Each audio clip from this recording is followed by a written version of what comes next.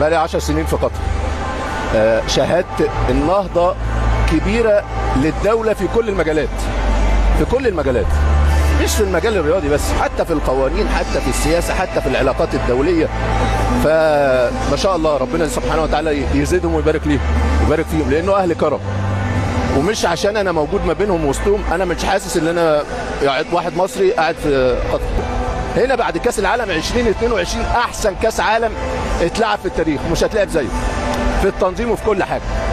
تعالى بقى 2026 روح الاخ ترامب، ولا هينظم لك ولا هيعمل لك، وتعالى على القرعه وتعالى على التاشيرات وناس تقاطع القرعه. فالحدث بتاع 2022 الناس شافت افضل حدث لكاس عالم فنيا تنظيميا كل حاجه، وجابت لنا الناس اللي ما شفناهاش بقى لنا سنين. على سبيل المثال بركات، انا ما شفتوش بقى لي سنين، جاي من النهارده مشارك في التغطيه الاعلاميه